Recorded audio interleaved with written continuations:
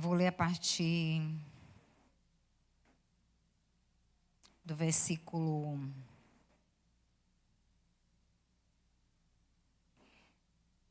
Eu vou ler a partir do versículo 6. Eu vou ler até o versículo...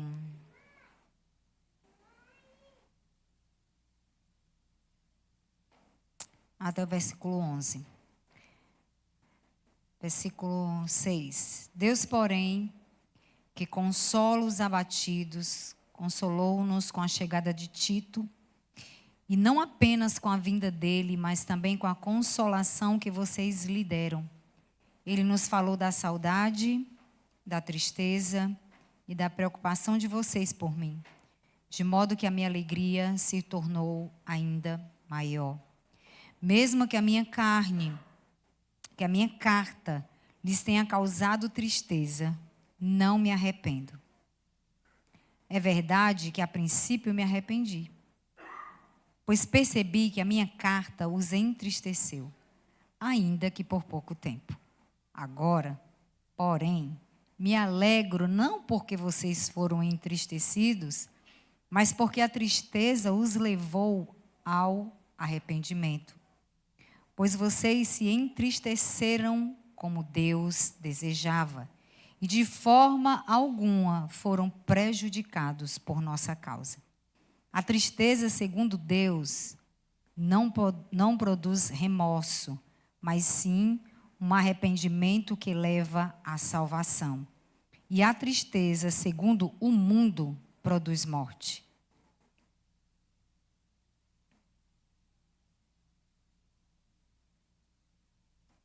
Vejam o que esta tristeza, segundo Deus, produziu em vocês. Em dedicação, que desculpas, que indignação, que temor, que saudade, que preocupação, que desejo de ver a justiça feita. Em tudo vocês se mostraram inocentes a esse respeito. Amém? Senhor, derrama a tua graça sobre a minha vida. Me guia nessa hora. Fala através de mim a tua igreja. Assim como tu falou comigo, fala com cada um aqui. Numa profundidade muito maior. E cada um seja tocado por ti de uma maneira muito especial. E que o Senhor fale intensamente ao coração sedento. Aquele que está buscando ouvir a tua voz nessa noite. Nos educa, nos encoraja, nos disciplina, nos exorta. Nós precisamos ouvir a voz do Senhor. E eu entrego a nossa vida, a nossa mente na tua presença, em nome de Jesus. Amém e amém. Eu só convido o tocador para ficar aqui comigo. Não me deixe só.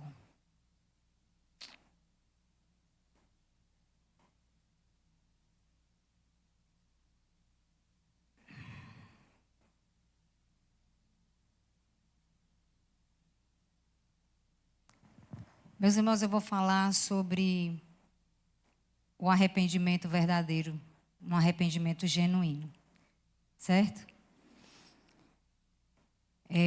Não tem como falar de Jesus, não tem como estar na mesa com o Senhor, sem que a gente tenha esse coração, sem que a gente tenha esse entendimento.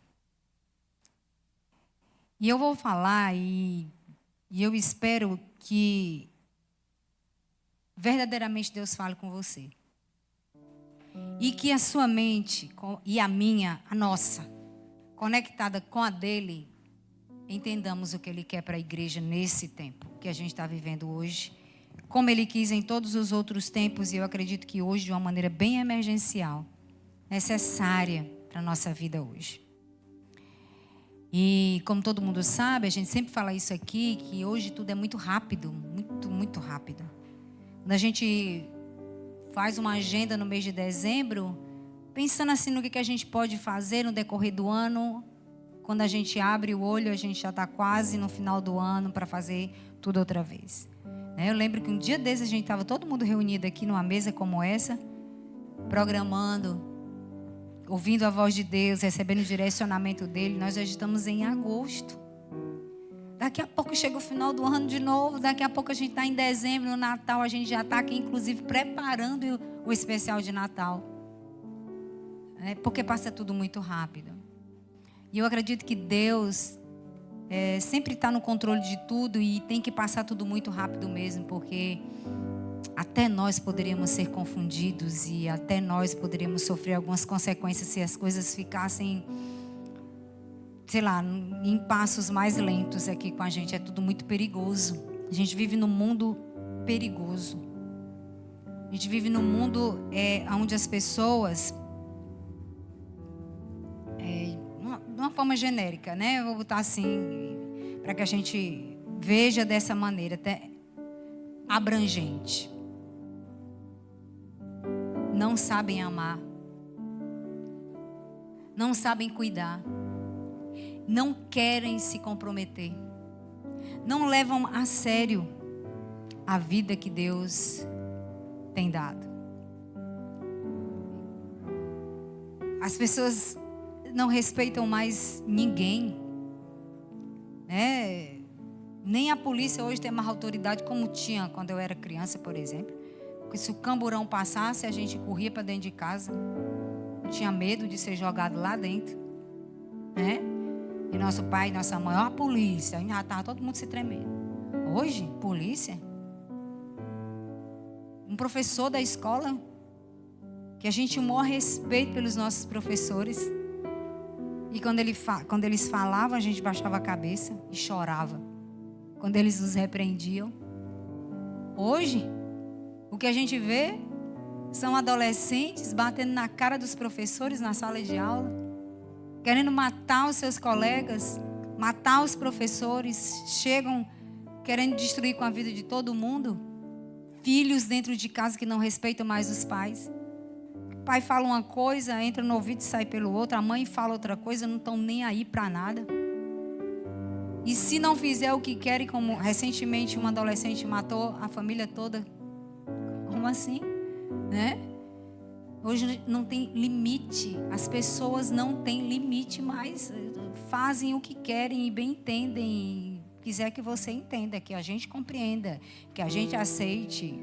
Assim, né?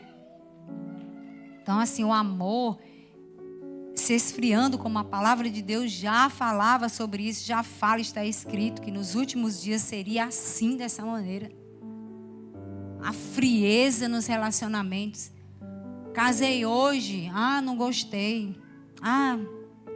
Fez uma coisa que não me agradou, já casa pensando, eu vou trabalhar muito, trabalhar mesmo, porque na hora que o negócio apertar, eu vou embora, porque eu mesmo não quero depender de homem.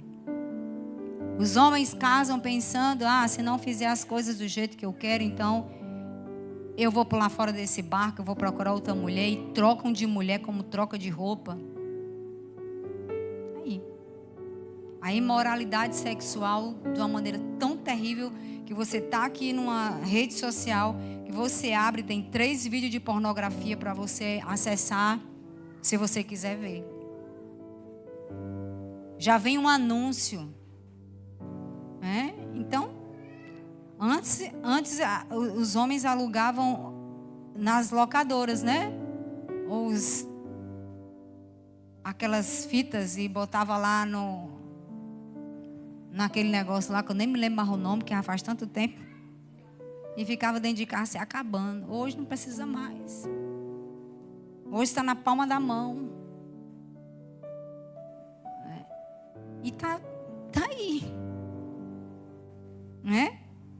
E casa e leva para o casamento e quer se prostituir com a própria esposa. E é um negócio tão esculhambado. Mas tá aí, a mentalidade é essa. Sabe? Se der certo, deu. Se não der, eu vou embora. Vivo muito mais feliz sem. E a gente pensa assim, né? Isso é agora. Talvez esteja acontecendo agora. É tudo muito novo. Não, é desde a queda. É desde o Éden. Esse problema, né?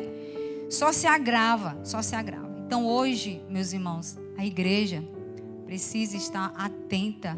Nós, os filhos de Deus, a gente precisa fazer a diferença. Não tem como a gente mudar uma sociedade, influenciar numa sociedade, se a nossa mentalidade não foi transformada pela palavra de Deus. Buscando conhecer a mente de Deus através da palavra de Deus.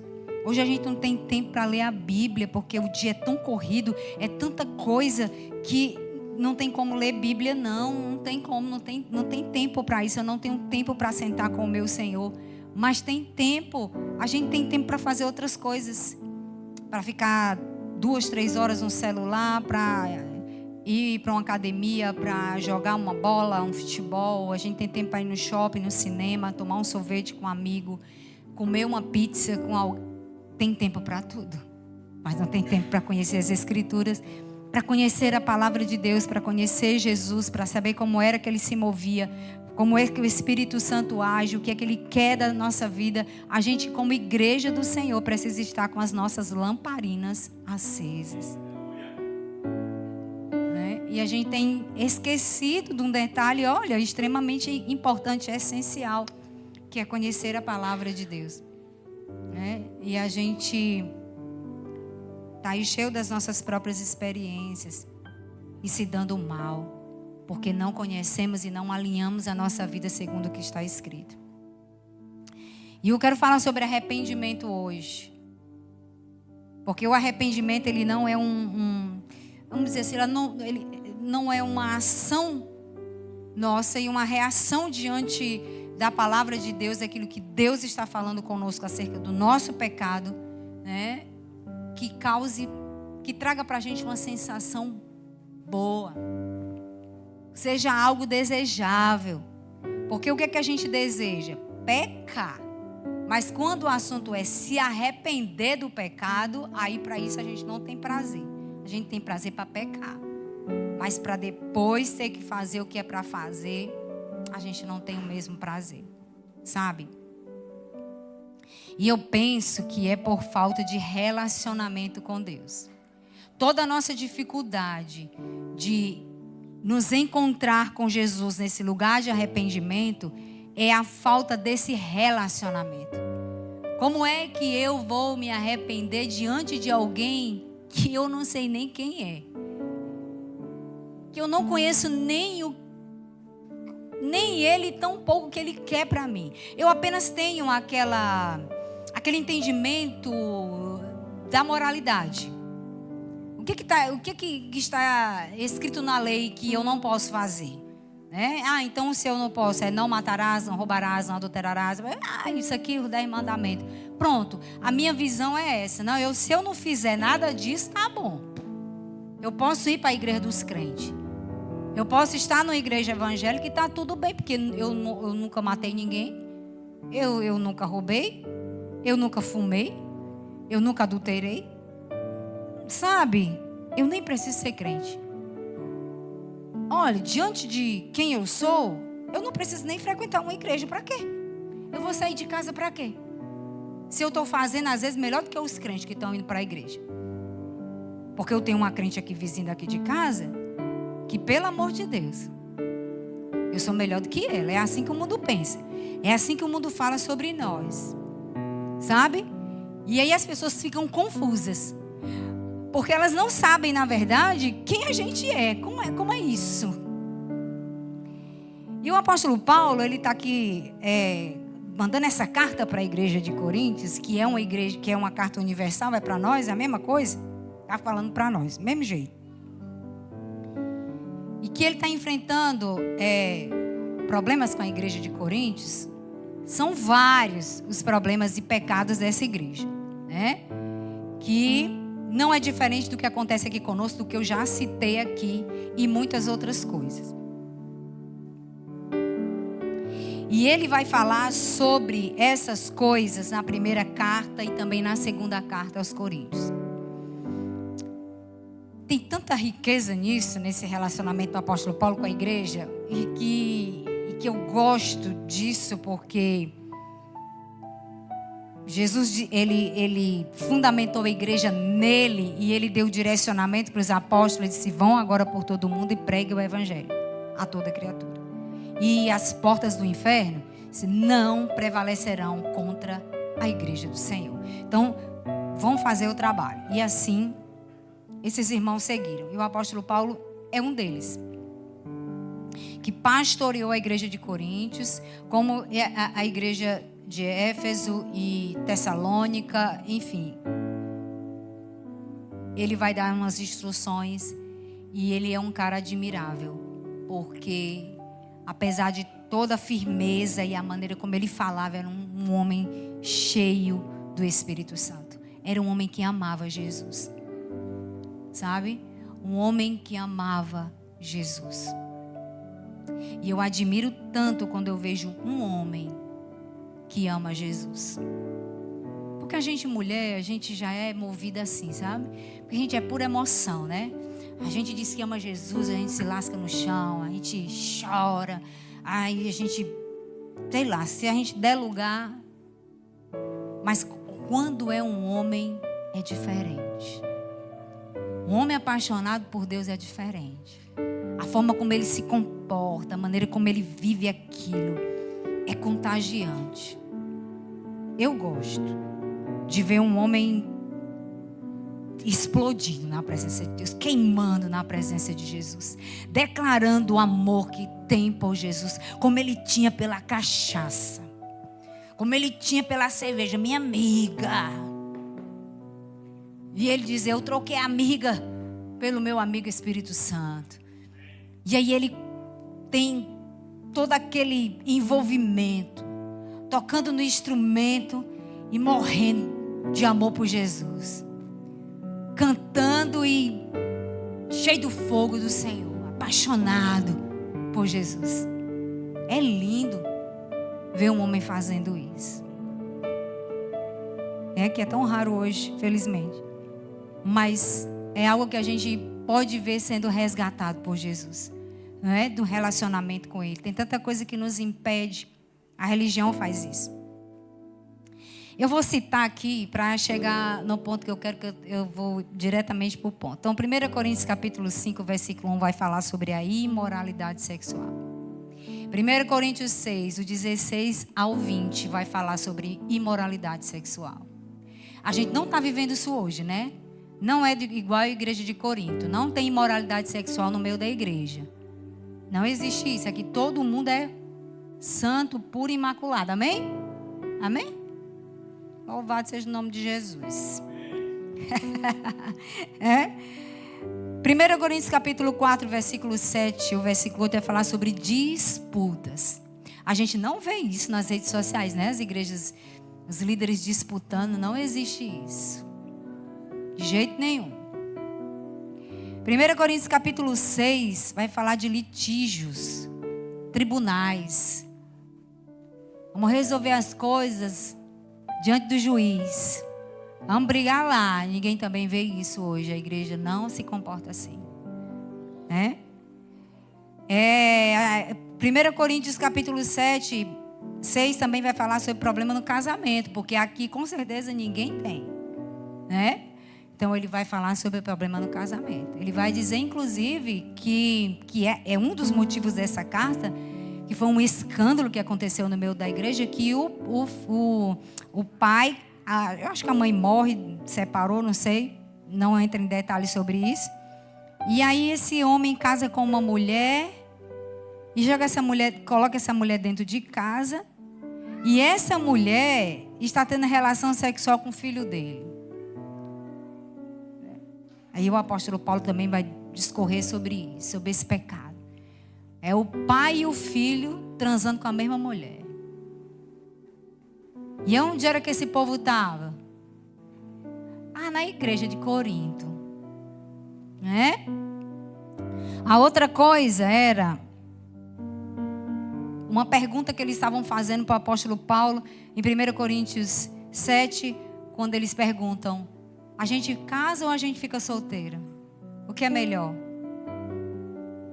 Mas em compensação, o apóstolo Paulo vai instruir, porque o que não queria casar estavam se esquentando. O negócio estava pegando fogo. Porque isso não acontece também, né? Capítulo 8 de 1 Coríntios vai falar sobre a comida sacrificada aos ídolos. E aí vai ter uma conversa, porque o apóstolo Paulo vai dizer que a gente não pode pegar os pequeninos na fé, conduzi-los de uma maneira irresponsável. Por exemplo, lá perto lá de casa tem um terreiro de macumba, que abriram agora, a macumba troa mesmo, assim, sem pena sem dó. E aí eles jogam umas coisas na rua, né? Não sei quem que mora perto de terreiro de macumba aqui, que eu nunca tinha visto não, mas lá na rua lá de casa agora apareceu isso. E aí eles saem jogando umas coisas no meio da rua, né? E aí eles jogam, vão até a esquina e ali para eles é uma encruzilhada, né? E aí eles fazem as coisas lá. Aí o apóstolo Paulo está instruindo porque as pessoas que estavam na igreja de Corinto participavam dos terreiros de macumba da época. Aí eles se converteram. Olha só a pregação do apóstolo Paulo. Eles se converteram e eles estavam dentro da igreja. Aí os irmãos maduros, assim como o pastor Rubens, que está aqui, presbítero Olímpio, caba antigão na fé, né? Aí sendo ministrado pelo apóstolo Paulo. A Celsa ali, ó, lá no finalzinho, crente de um bocado de tempo. Pegava as galinhas pretas do meio da encruzilhada e ia comer. Aí, como assim? Né? A gente sai lá do lugar que vocês dizem que não é pra gente estar, porque e nem é pra comer, porque a comida é sacrificada aos ídolos e vocês estão comendo. E aí eles ficaram confusos. A gente come ou a gente não come? A gente comia e vocês disseram que não era para comer. Aí a gente vem para cá e vocês não comem o que estão oferecendo lá. E aí o que a gente faz? E o apóstolo Paulo vai dizer, olha, se vocês fizerem desses pequenos aqui pecar por causa disso, dessa forma como vocês estão agindo, que vocês sabem que não existe ídolos, é a mesma coisa assim. Eu vou dar um exemplo mais atual, porque a gente não faz isso, né? Claro, vocês não vão ver uma galinha na esquina e levar para cá para comer, né? Vocês jamais fariam isso. Porque vocês têm medo do demônio. Olha que o demônio está dentro da galinha. Vocês levam o demônio lá para dentro da casa de vocês, para aperrear o juízo de vocês. Não é uma galinha dedicada a um ídolo. Mas é um vinhozinho. Aí você conhece uma pessoa que bebe e diz, rapaz, não beba não. Rapaz, beber é pecado. Beber é pecado. Porque nós somos o quê? Nós somos quem? O templo? Como é que tu vai colocar vinho dentro da morada do Espírito Santo? Uma cervejinha dentro da morada do Espírito Santo? Não, isso é pecado. Não pode. E isso para o novo convertido. O novo convertido se converte, entrega a vida a Jesus. Ele vinha lá da bebida, ele vinha lá, né, das noitadas. Aí ele chega dentro da igreja. Aí o líder, não, rapaz, você bebia. Aí, graças a Deus, tá com tanto tempo que eu não bebo. Pois continue. Olha, você tá certo. Não é para você beber. Aí chega um dia que aí o novo convertido aparece lá na nossa casa. Aí a gente tá na mesa com uma garrafa de vinho, uma taça, aí o caba entra, sem a gente esperar. Tô entrando, pastor, vixe. Não deu tempo. Aí a pessoa entrou e disse, mas como assim? Eu saí de lá e disseram que eu não podia beber. Aí agora eu tô aqui na casa dos irmãos, os irmãos bebem. Que arrumação é essa? Eu posso ou não posso beber? É pecado ou não é? Não é? A gente fica naquela. E agora? O que é que eu digo? Então o apóstolo Paulo vai dizer assim, ó, você sabe que não existe ídolo. Você sabe que não existe outro Deus. Só existe um Deus. Certo? Mas o novo convertido, o pequeno na fé, ele ainda não entendeu que não existe outro Deus, que a galinha que está ali sendo queimada, oferecida para demônio, eu posso levar para casa e comer. Mas se eu como na companhia dessas pessoas, então eu estou pecando contra os meus irmãos. E colocando eles numa situação complicada. Difícil, eles não têm maturidade para entender isso. Certo? Então, tem certas coisas que eu sei que aqui na Querigma não acontece isso. Né? Mas pode acontecer com alguém que você conhece. E aí, se você sabe que a pessoa não tem maturidade para ver você fazendo determinadas coisas, então não faça. Porque você não peca porque você bebeu uma taça de vinho. Você pega porque alguém que viu você bebendo uma taça de vinho se escandalizou com o que você fez. Então o pecado está aí porque você pecou contra o seu irmão. Então ele está tratando sobre isso. Ele também vai tratar no capítulo 9 sobre generosidade. E ele vai falar para os velhacos.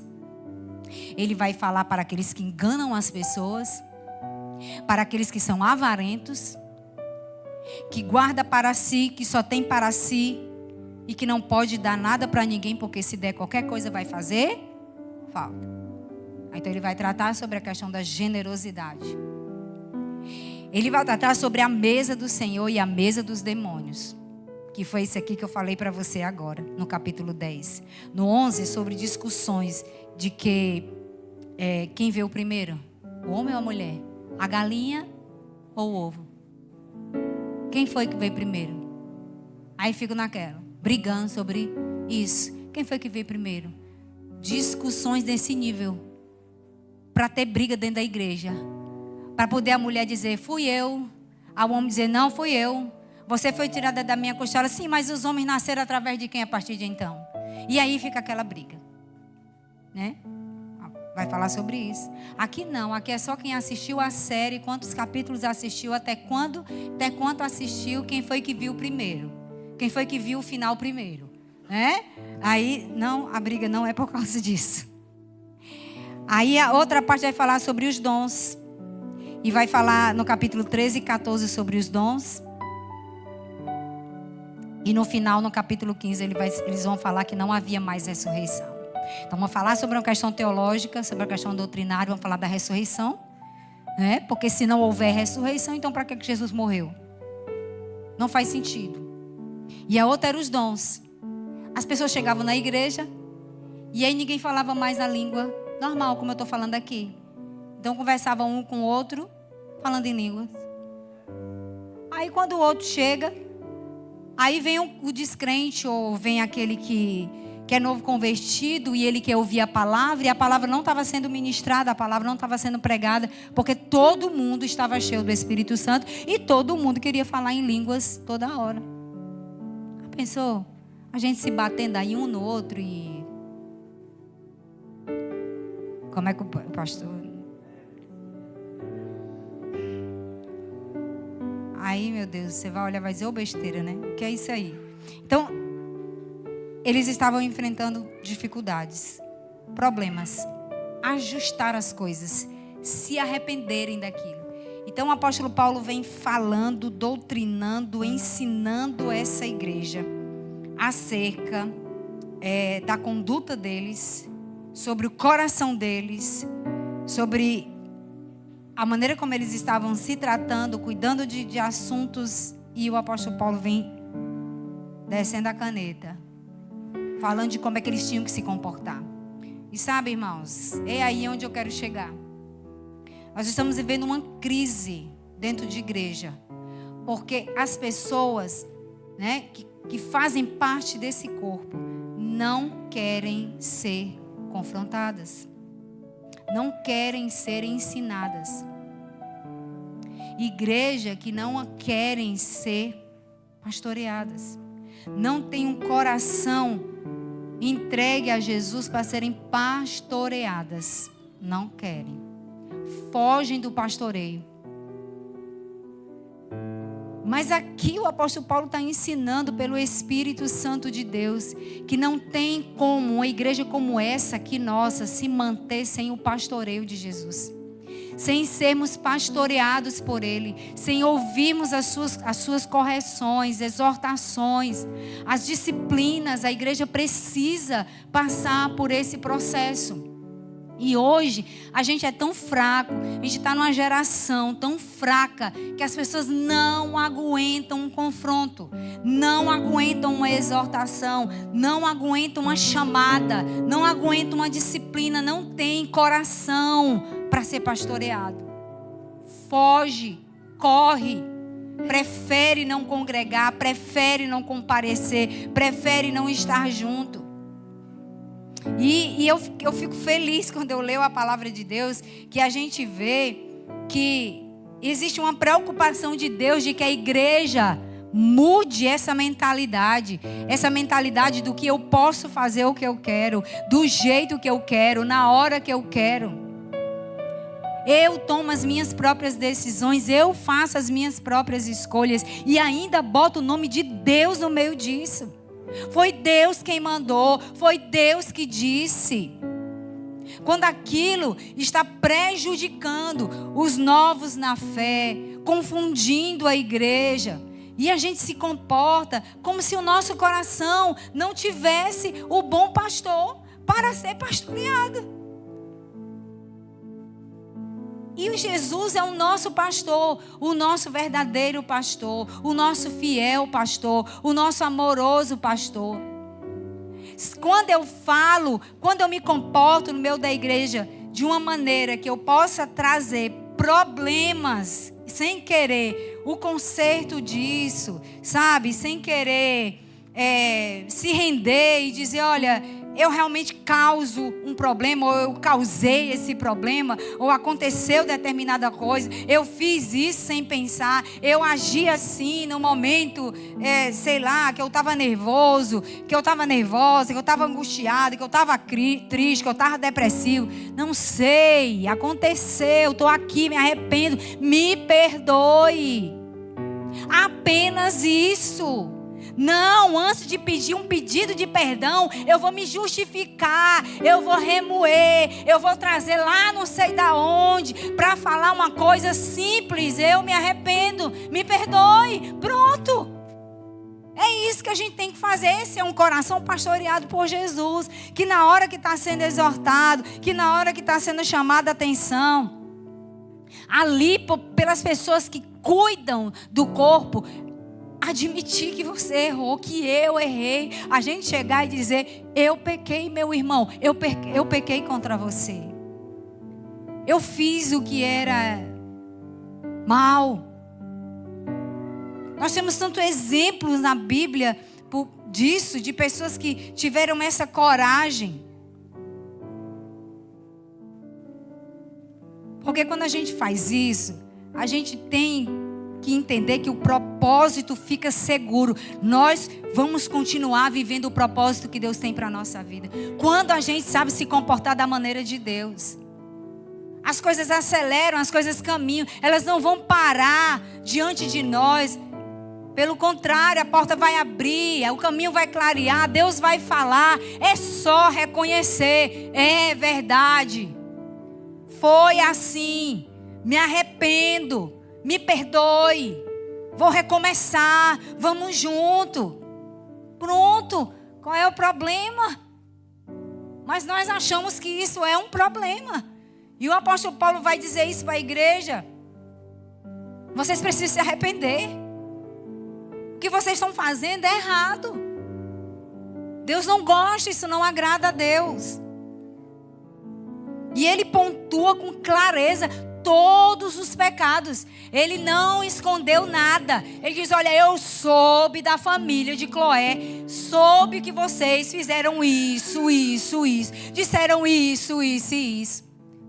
Ele vai especificar bem direitinho cada detalhe, cada pecado, cada problema, cada conflito, cada confusão. Ele vai dizer, está acontecendo isso. Estão se comportando assim, cadê? Perderam a sanidade mental? Perderam a direção? Eu plantei vocês, eu ensinei a vocês. Eu passei dias e dias com vocês.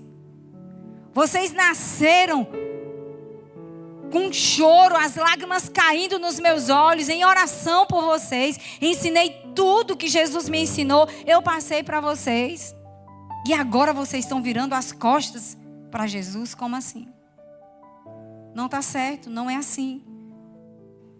E o apóstolo Paulo pegou tão pesado com essa igreja, que a Bíblia diz que eles ficaram tão tristes, que o apóstolo Paulo também ficou triste. Ele diz: eu quase me arrependi mesmo no começo, depois que eu escrevi essa carta, por causa da tristeza de vocês. Só que o apóstolo Paulo, ele tinha uma expectativa com isso, que é a expectativa, meus irmãos, que todo bom pastor tem, sabe? Todo bom pastor tem. Que é de que ver depois de uma exortação, depois de uma chamada, uma igreja arrependida. Porque é isso que Jesus quer ver. É uma igreja que se arrepende. Igreja que resiste em se arrepender não é uma igreja avivada. Ela não consegue celebrar, ela não consegue crescer. A mente não consegue, sabe, alargar e receber as coisas de Deus, porque não sabe se arrepender. Não quer se arrepender. E o que é que ele esperava? Que aquilo que saiu da boca dele, aquilo que foi escrito, aquilo que foi lido, ele mandou a carta e abriu-se a carta assim, ó. Disse, ó, tá aqui, vamos ler o que o apóstolo Paulo falou sobre nós. E a igreja ouvindo. E aí ele vai dizer que quando Tito chega com essa notícia: Paulo, os irmãos estão preocupados com você. Os irmãos estão com saudades de ti. Eles são preocupados com o que você está passando. Quando o apóstolo Paulo ouviu isso, ele disse: pronto. É como se colocasse um bálsamo no coração dele.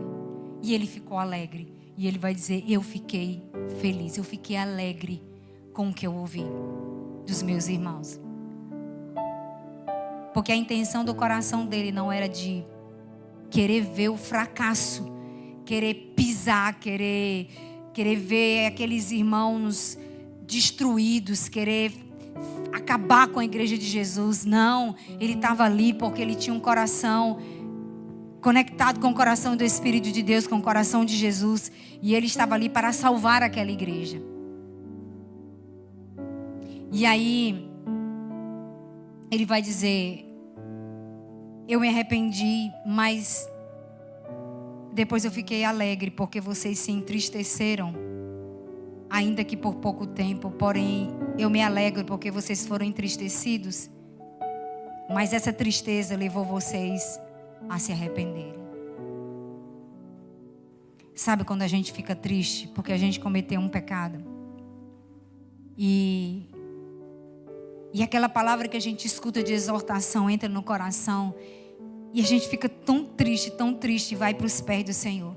Está aqui uma tristeza, irmãos, que é a verdadeira.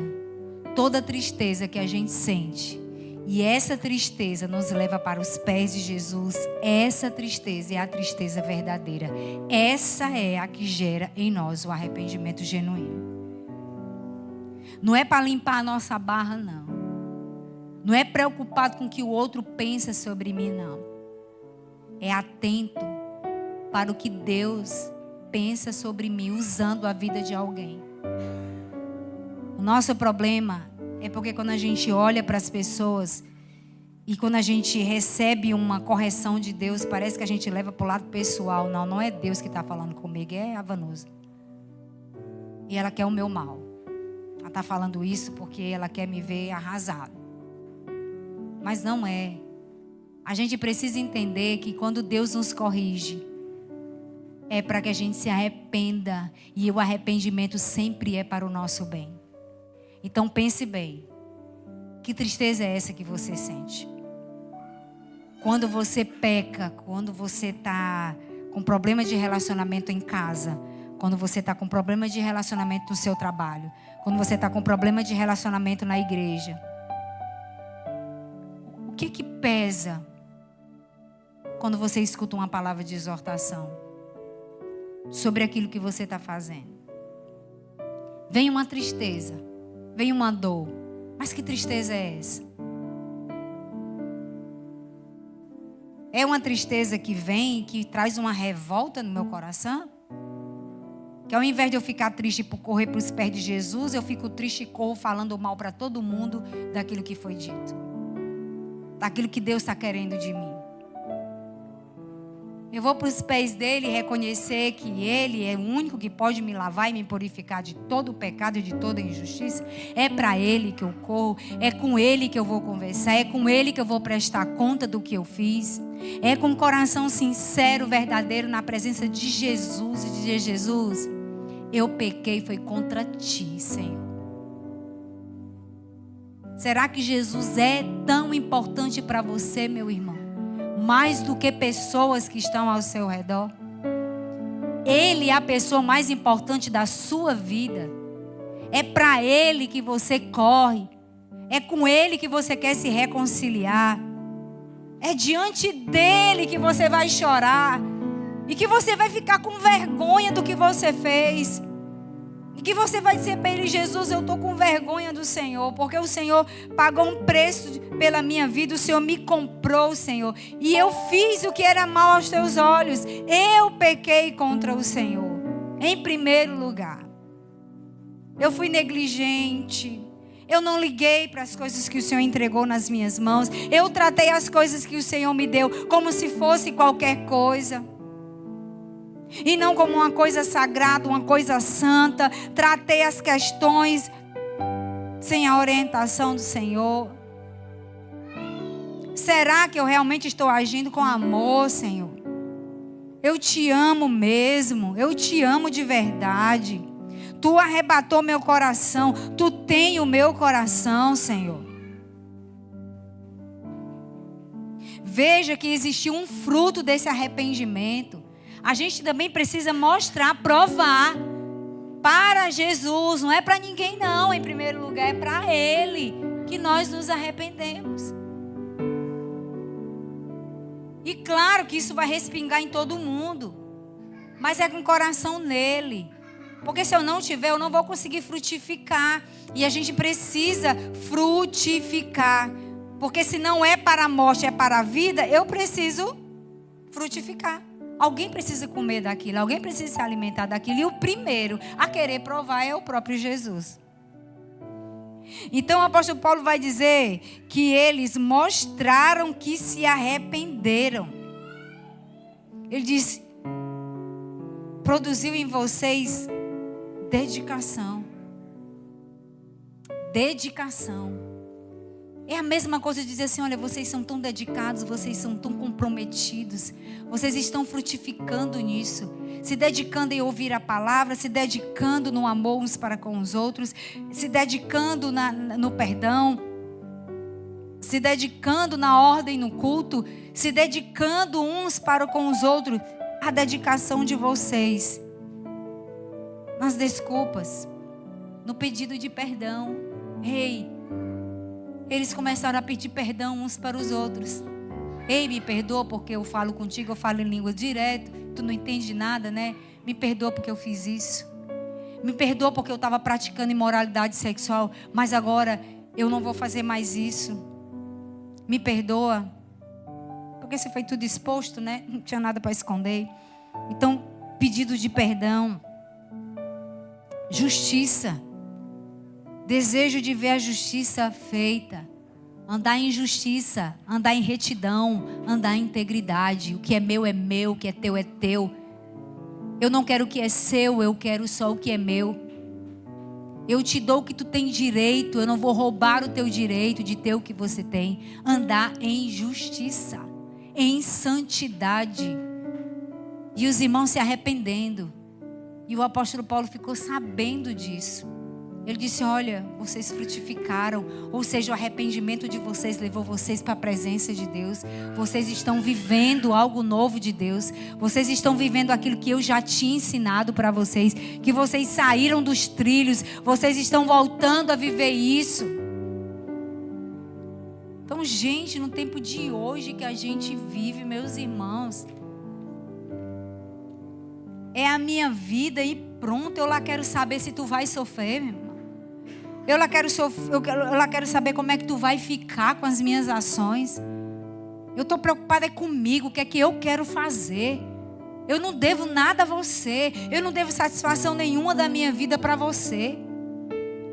Se eu tiver que falar alguma coisa para alguém, eu vou falar para minha família. Porque sim, é minha família. Mas vocês aqui, o que vocês são? Vocês não são nada, vocês não são ninguém.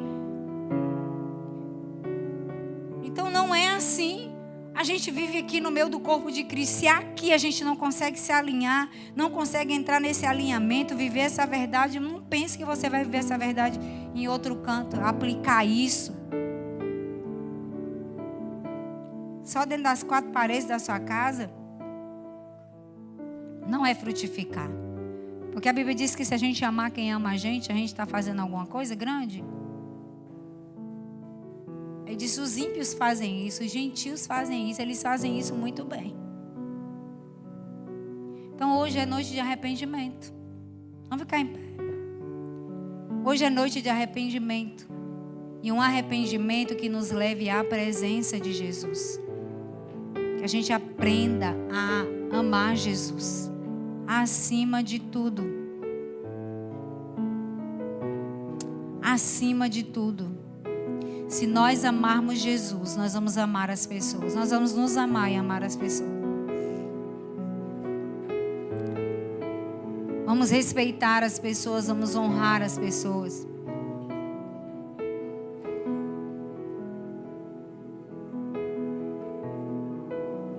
É tudo que Jesus deseja nessa noite para a gente.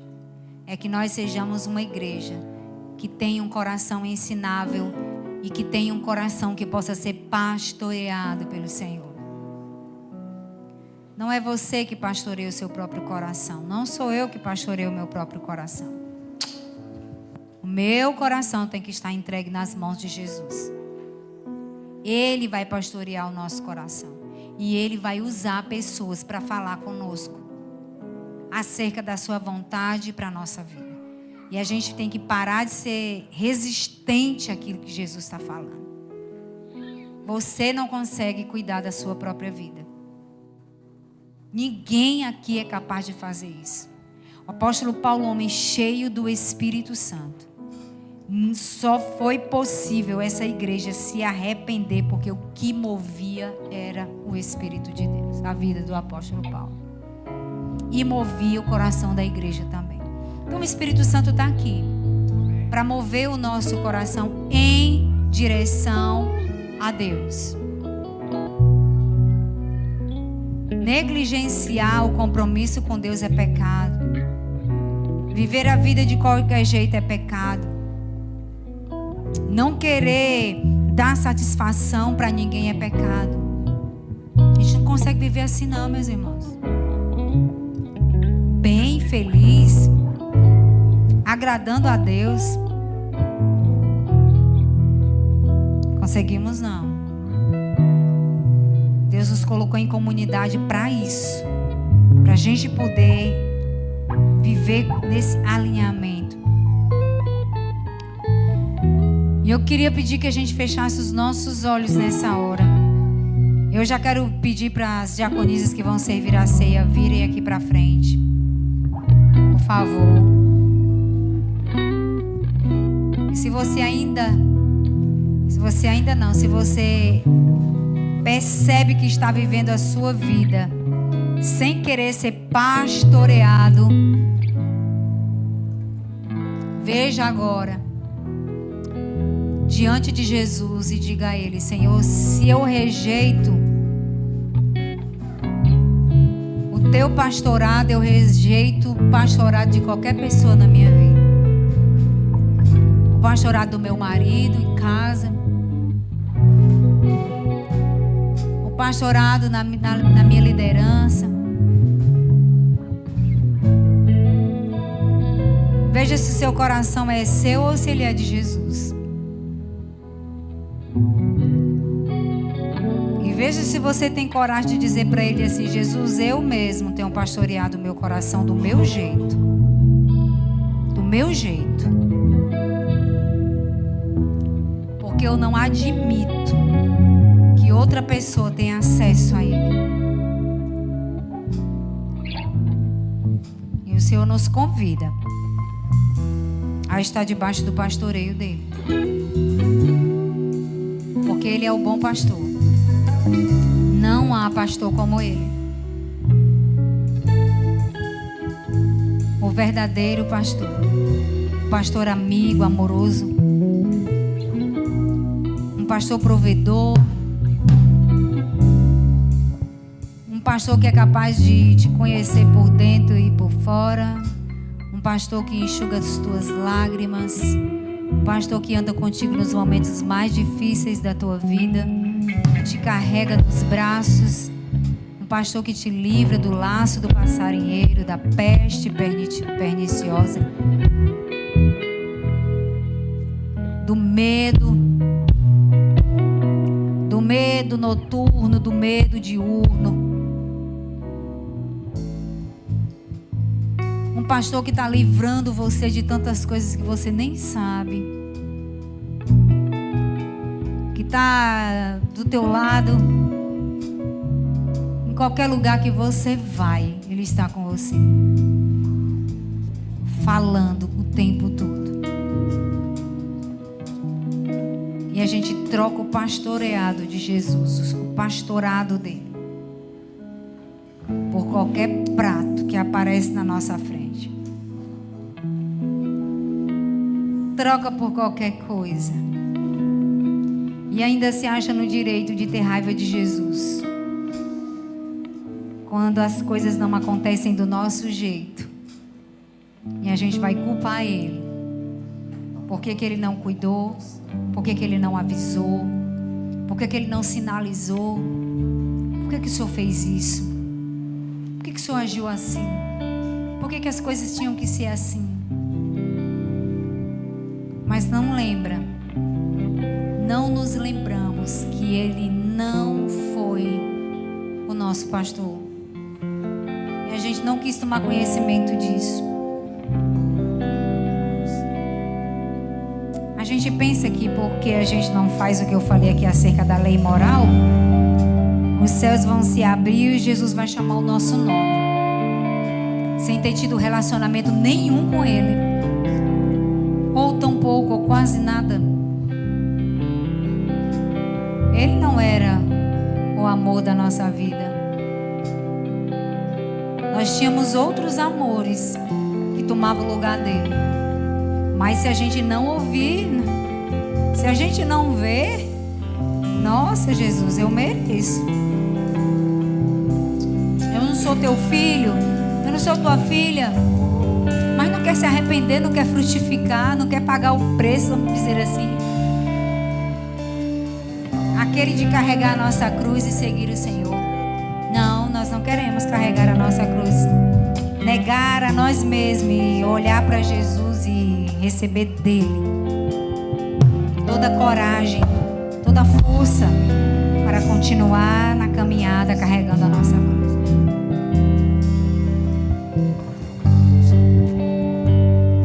Não está nem aí para Jesus, gente, pelo amor de Deus. É impressionante isso muitas das vezes. A gente pensar em todo mundo e não pensar em Jesus. Que Ele não é o primeiro, Ele não é a primeira pessoa com quem eu fico só de pensar em estar mal com Ele é um problema para mim. De Ele olhar para mim e dizer: filha, eu tenho tantos planos para ti e eu não consigo fazer porque tu não me vê. Eu não sou a pessoa mais importante da tua vida, eu quero ser. Jesus, Ele quer ser a pessoa mais importante da nossa vida. Para poder Ele nos levar a esse lugar de arrependimento. Sermos movidos pelo Espírito do Senhor para isso.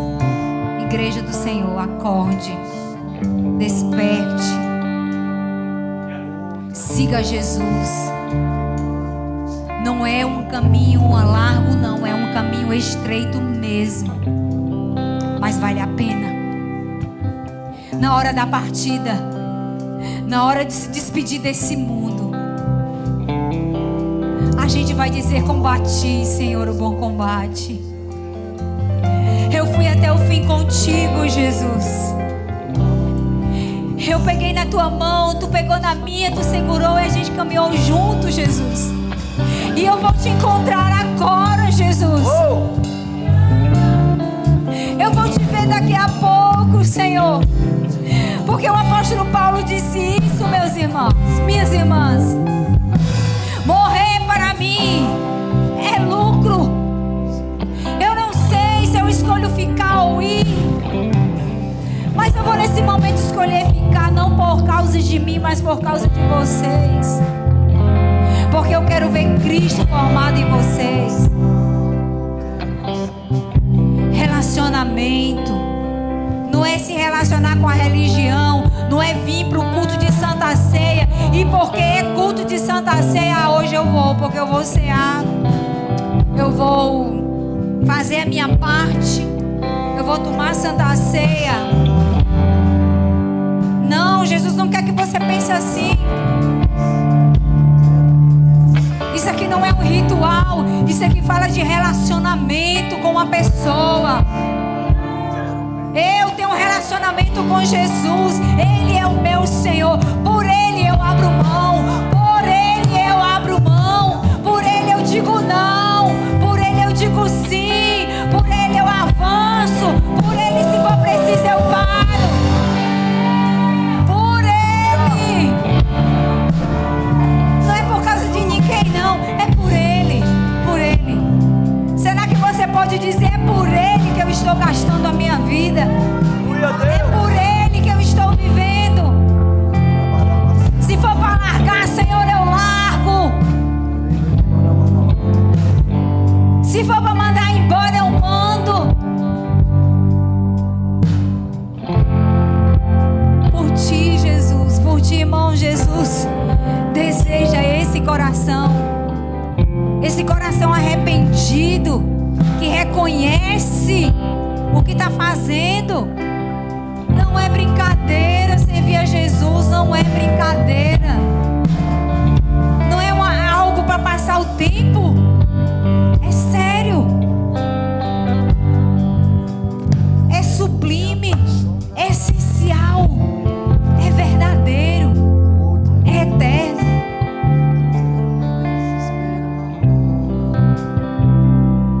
Jesus é a pessoa mais importante da sua vida. Se Ele é, em oração agora, você e Ele diante da mesa, que Ele está aqui para cear conosco, porque afinal de contas Ele é o Cordeiro Santo de Deus, o Cordeiro que foi imolado. Você ama Jesus? Se Ele te pedir hoje alguma coisa, tu daria o que Ele está te pedindo?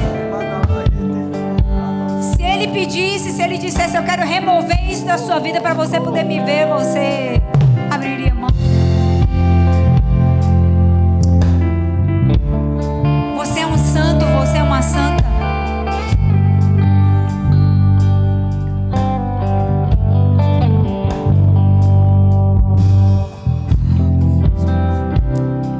Senhor, eu oro por mim, oro pelos meus irmãos. Senhor, aviva a Tua obra em nós, Senhor. Vem queimar com a Tua palavra no nosso coração, Senhor. Que possamos ser homens e mulheres comprometidos contigo, comprometidos com a Tua palavra, comprometidos em fazer a Sua vontade. Que isso queime no nosso coração. Que isso seja algo que agrade ao nosso coração, ao nosso espírito. Se comunica conosco, fala conosco aqui, Senhor. Muda a nossa vida, restaura a nossa vida contigo, Senhor. Abre os nossos olhos, abre os nossos ouvidos. Nós precisamos ouvir o Senhor. Que amanhã não seja apenas mais uma segunda-feira da nossa vida, seja a segunda-feira que nós vamos viver para a Tua glória. A segunda-feira que nós vamos separar para aprofundar o nosso relacionamento contigo. A segunda-feira que nós vamos reservar um tempo para estar com o Senhor.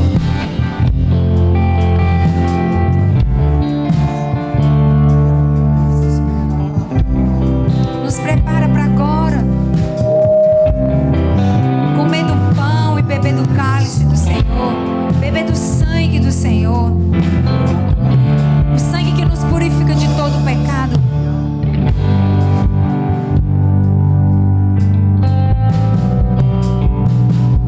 Nós temos uma aliança com o Senhor tem uma aliança conosco, e hoje nós queremos renovar esse compromisso de aliança, que não pode ser quebrada, Senhor. É uma aliança eterna. Eu estou comprometida contigo, os meus irmãos aqui, nós estamos comprometidos contigo. Não há outro Deus na nossa vida. Nós não queremos, nós rejeitamos qualquer outro que queira tomar o seu lugar.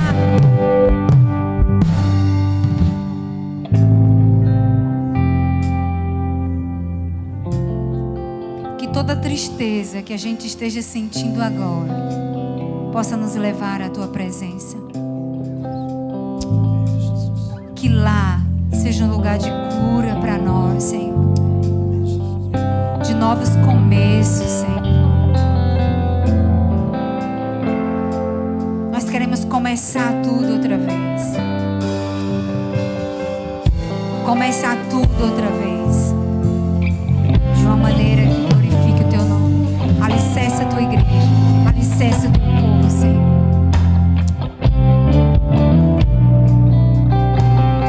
Porque vai chegar o tempo que o Senhor vai sacudir a tua igreja na terra, Senhor. Muitos serão peneirados, meu Senhor. Permanecerão aqueles que são fiéis ao Senhor. Aqueles a quem o Senhor tem o coração. Esses ficarão fiéis até o fim. Nos perdoa os nossos pecados. Pecados que foram confessados aqui agora, que estão sendo confessados agora, Senhor. Nos perdoa, nos lava, nos purifica. Nós agora estamos mais brancos do que a neve, porque é assim que está escrito sobre nós. É uma graça que nós mergulhamos.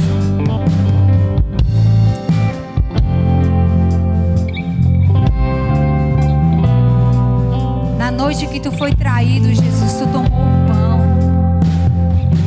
e, tendo dado graças,